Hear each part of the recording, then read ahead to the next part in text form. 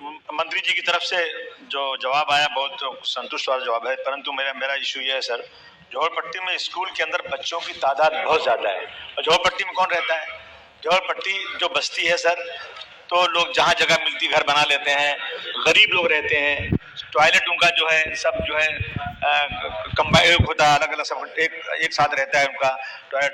अगर बच्चों को इन स्कूलों में पेरेंट्स इसलिए एडमिट करते हैं क्योंकि बच्चों की वहाँ एजुकेशन बहुत अच्छी होती है और हर क्लास में संस्था ने हर सब्जेक्ट के लिए अलग अलग टीचर अपॉइंट किया है।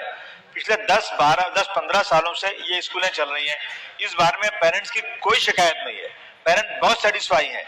स्कूल अनऑथराइज गैर कानूनी है ये मालूम होते हुए भी बच्चों को दाखिल कराने के लिए ऐसे स्कूलों में बराबर लाइन लगी हुई है और ऐसे स्कूलों में भी जगहें कम पड़ रही हैं, इतने बच्चे वहां पर हैं।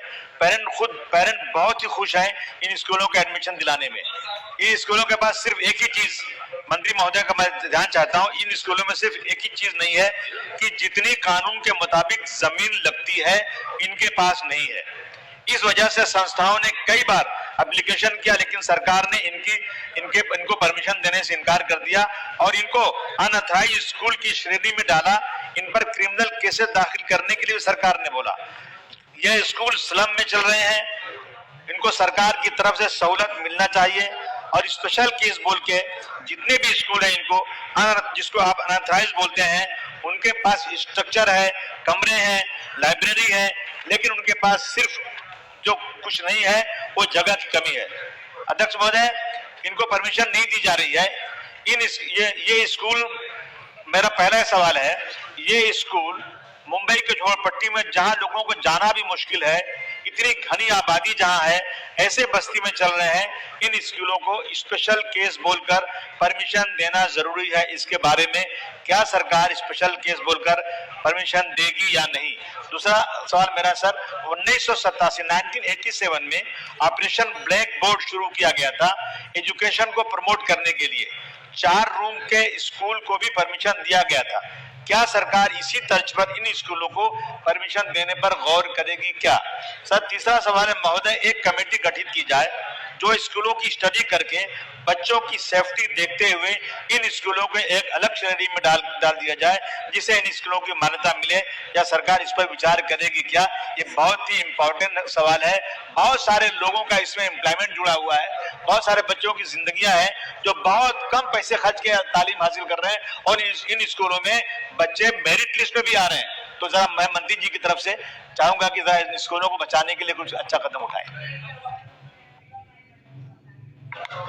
अध्यक्ष महोदय, बालकांचा मोफत व सक्तीच्या शिक्षणाचा हक्क अधिनियम 2009 मध्ये काही तरतुदी आहेत आणि त्या तरतुदीनुसार सदस्यांनी आपापसात बोलू नये. शासन निर्णय 29/6/2013 अन्वये आपापसात चर्चा सदस्यांनी करू त्या नये. शाळेमध्ये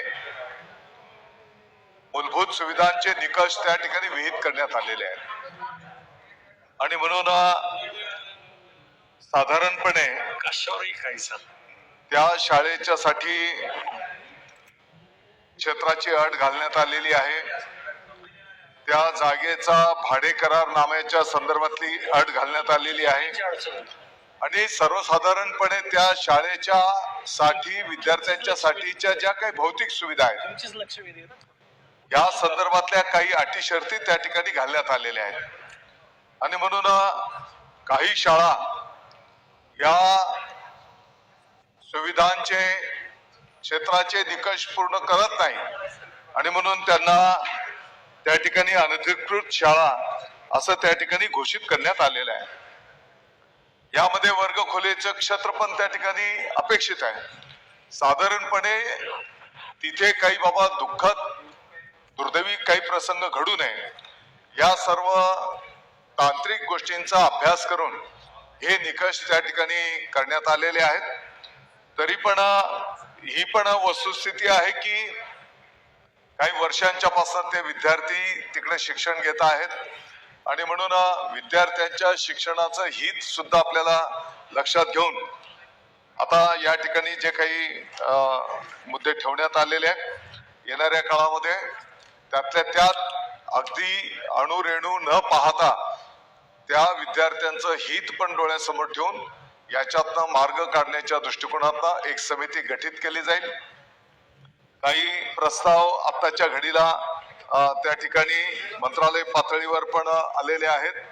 त्या संदर्भामध्ये पण अभ्यास त्या ठिकाणी केला जातो आहे आणि त्याच्या पाठीमागचं उद्देश एवढंच आहे की बाबा उद्याला काही दुर्दैवी प्रसंग तिकडे जर घडला आणि जे काही स्पेसिफिकेशन आहे त्या स्पेसिफिकेशन प्रमाणे त्या सगळ्या गोष्टी विद्यार्थ्यांच्यासाठी अपेक्षित आहेत त्या पूर्तता झाल्या पाहिजेत. याच भावनेतनं गेल्या काही वर्षांच्या पासून अनधिकृत शाळेचे निर्णय त्या ठिकाणी करण्यात आलेले आहेत.